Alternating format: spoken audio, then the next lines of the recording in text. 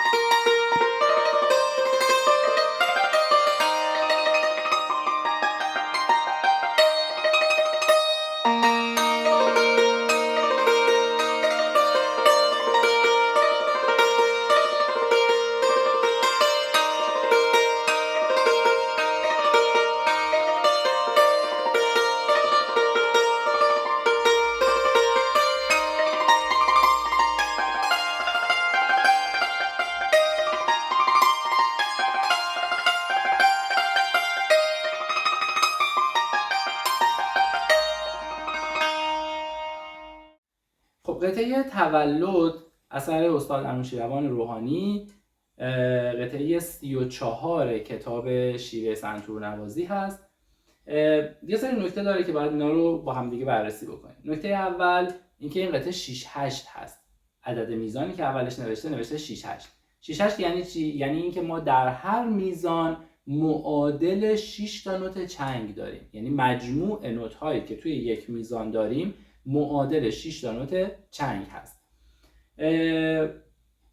اینو حالا خلاصه میگم، جلوتر بیشتر در موردش صحبت میکنیم. فعلا در این حد بدونیم که اگه ما بخوایم قطعه رو با شمارش صحیح بشماریم باید به صورت 1 و 2 و بشماریم و با هر تیکه شمارش یه چنگ بزنیم، یعنی 1 و 2 و که بعد ارزش یک ضرب کامل که 1 و هست معادل یک نوت سیاه نقطه دار میشه. همون چیزی که تو عبارت تمپو برامون نوشته سیاه نقطه دار مساوی با 45. اما نکته‌ای که هست اینه که ما برای ساده تر شدن شمارشمون به جای 1 و 2 و 1 2 3 4 5 6 میشماریم و با هر شماره یه نوت چنگ میزنیم. 1 2 3 4 5 6. اما در نظر داشته باشید که ضرب‌های اصلی ما رو ضرب 1 و 4 میفته. یعنی 1 2 3 4 5 6 1 2 3 4 5 6.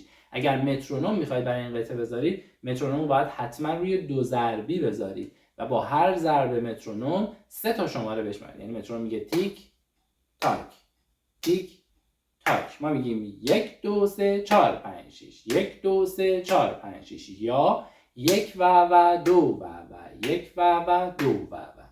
این که از این. پس شمارش ما برای سادگی، برای ساده تر شدن به صورت 1 2 3 4 5 6 میشه. همونطور که توی میزان اول هم شمارش رو براتون نوشته خود کتاب. ضرب 1 برای نوت چنگ هست، ضرب 2 برای نوت سیاه هست، 2 و 3 یعنی 2 شماره.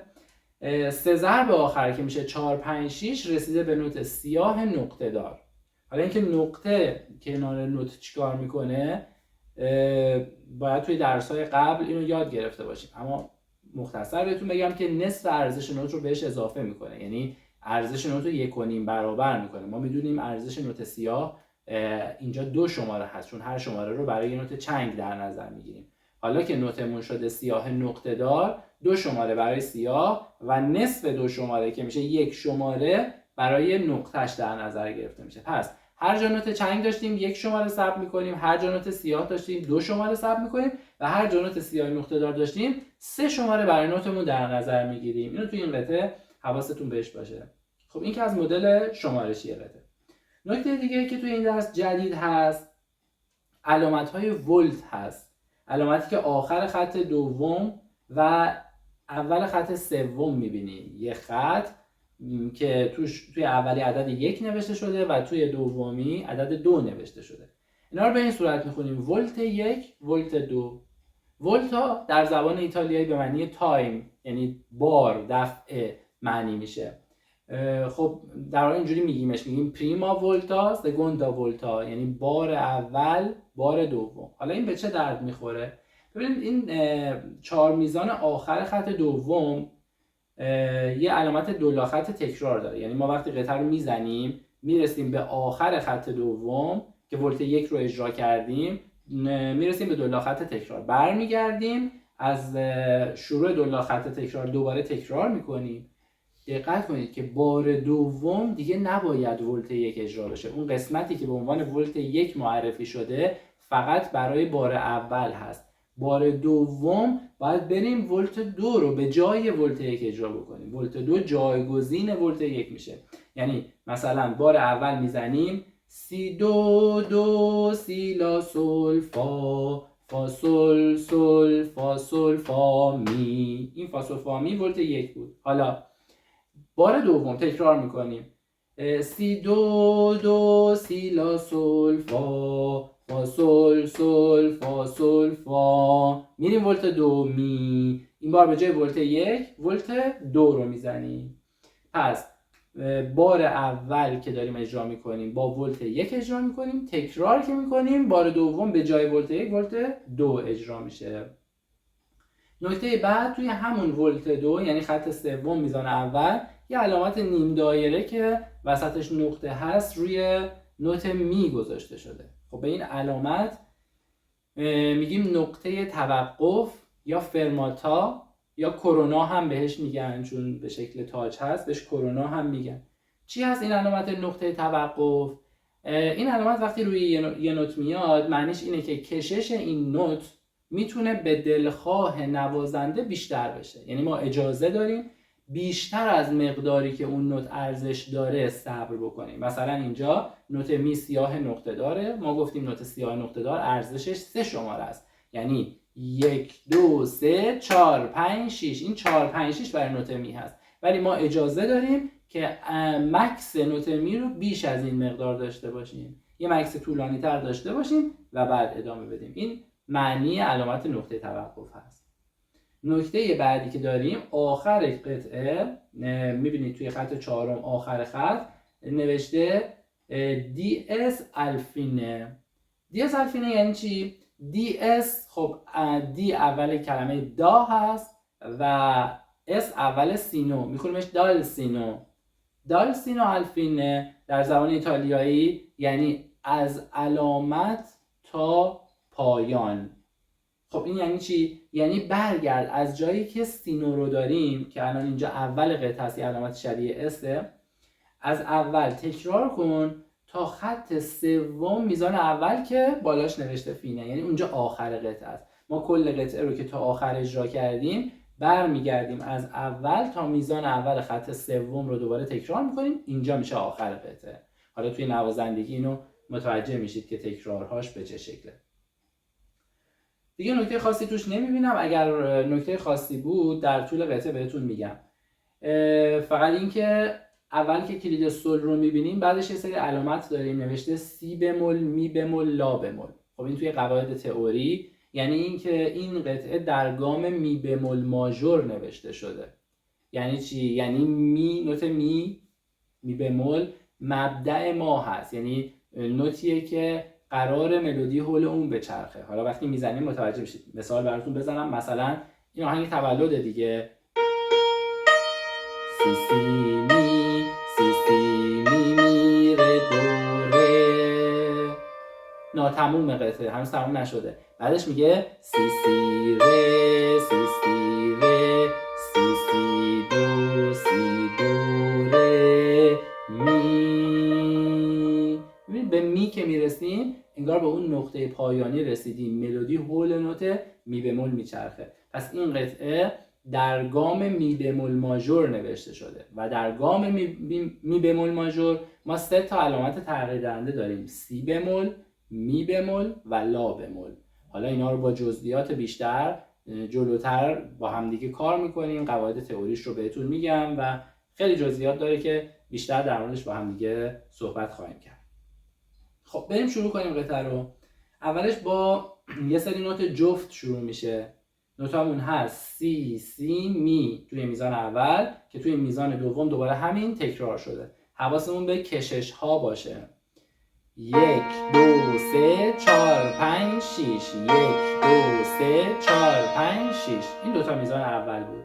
میزان سوم سی سی می می که می آخر تک با دست چپ رو می سفید میخوره. پس میشه 1 2 3 4 5 6. یه بار دیگه میزان سوم 1 2 3 4 5 6. میزان چهارم که یک عبارت رو تقریبا کامل میکنه، نوتش هست ره دو ره، میزنیم 1 2 3 4 5 6. پس این 4 میزان که یک عبارت هست رو براتون اجرا میکنم. 1 2 3 4 5 6، 1 2 3 4 5 6، 1 2 3 4 5 6، 1 2 3 4 5 6. این شده یک عبارت. میریم سراغ عبارت دوم. اینجا جفتا میرن، نوتای سفید و پشت خرک جفت گرفته میشه. توی جمله قبلی چون نوتا پایین خطوط حامل بودن زرد و سفید بود، اینجا نوتا رفتن بالای خط، پس میشه سفید و پشت خرک.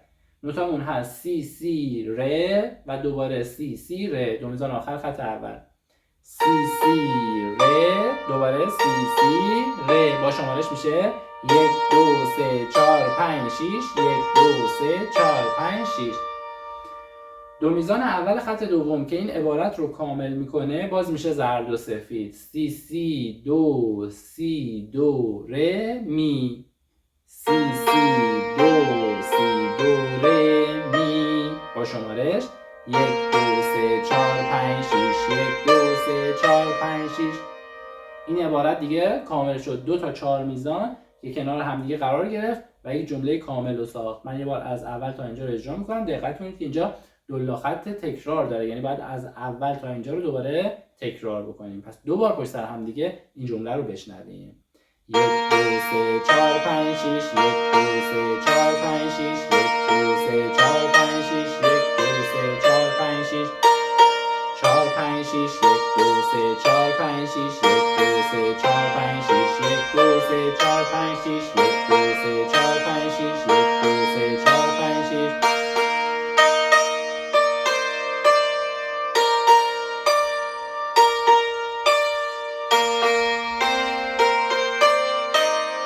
این شد جمله اول. خب میریم خط دوم، میزان سوم. میره روی نوتای پشت خرک. این نوتایی که بالای خطوط هستن مربوط به سیمای پشت خرک هستن.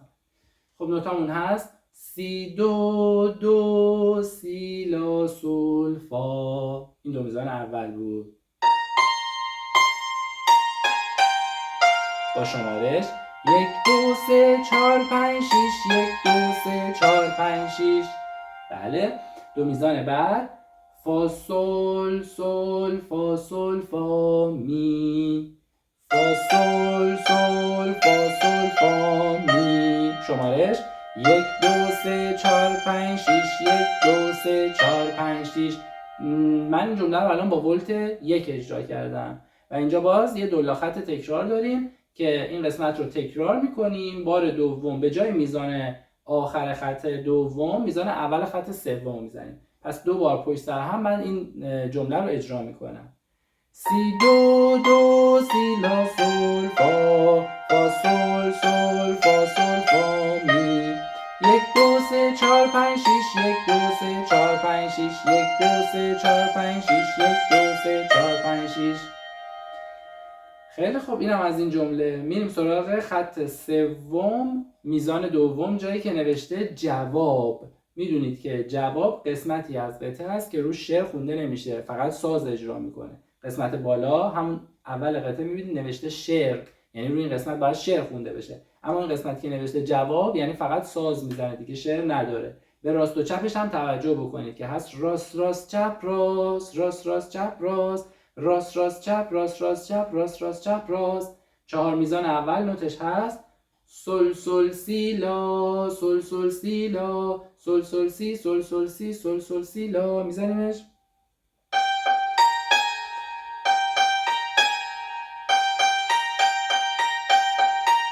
با شمارش اجراش میکنم. 1 2 3 4 5 6 1 2 3 4 5 6 1 2 3 4 5 6 1 2 3 4 5 6. میریم سراغ جمله بعد. یه نوت میره بالاتر، به جای سل سل سی لا از میزان آخر خط سوم میزنیم لا لا دو سی. نوتامون هست لا لا دو سی، لا لا دو سی، لا لا دو، لا لا دو، لا لا دو سی لا. آخرش فقط یه لا اضافه داره، پس شد لا لا دو سی، لا لا دو سی، لا لا دو، لا لا دو، لا لا دو سی لا. با شمارش میریم. 1 2 3 4 5 6 1 2 3 4 5 6 3 4 5 6 1 2 3 4 5 6.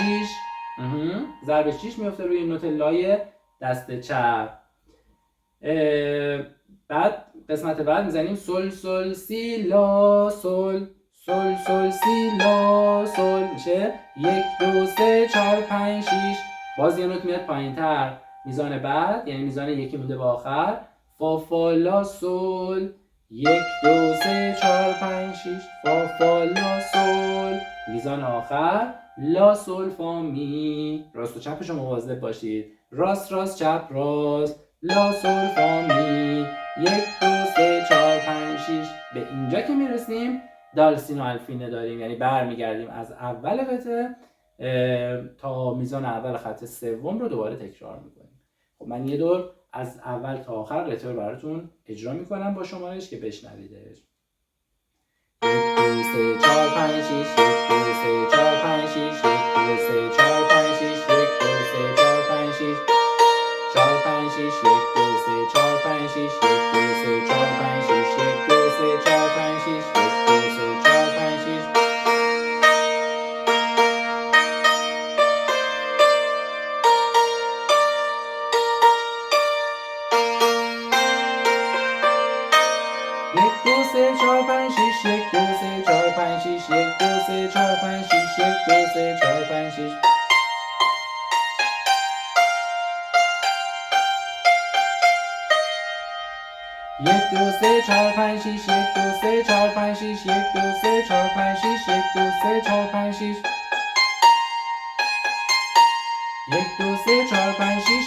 3 4 5 6 1 2 3 4 5 6 1 2 3 4 5 6. دال سین و الفینه.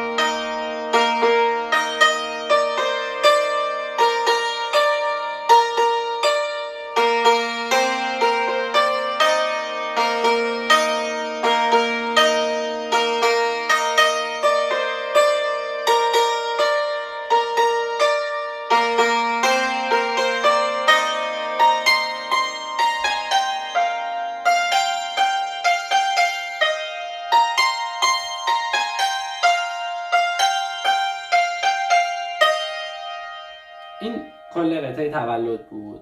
حالا اگر که این قطعه رو به صورت تکنیکی تر بزنیم جلوتر که تکنیک های نوازندگی سنتور رو بهتر یاد گرفتیم، این تکنیک ها رو اضافه بکنیم بهش، خیلی پرتر و زیباتر میشه. حالا من با تکنیکش هم براتون اجرا میکنم. براتر اگر که دوست داشتید شعرش هم که دیگه خیلی ساده است و خودتون میتونید باهاش بخونید.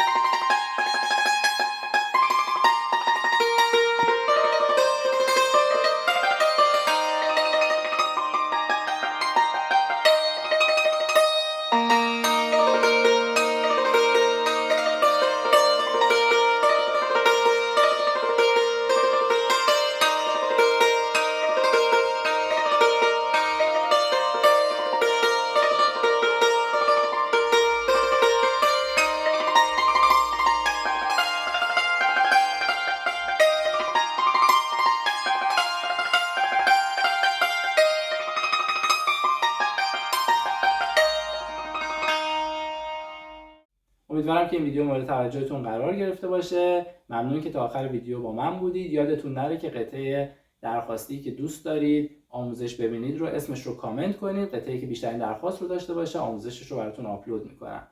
ممنون میشم که کانال یوتیوب من رو سابسکرایب کنید، این پست رو لایک کنید، نظرات و سوالاتتون رو کامنت کنید و این پست رو با دوستاتون به اشتراک بذارید. خوب و خوش باشید.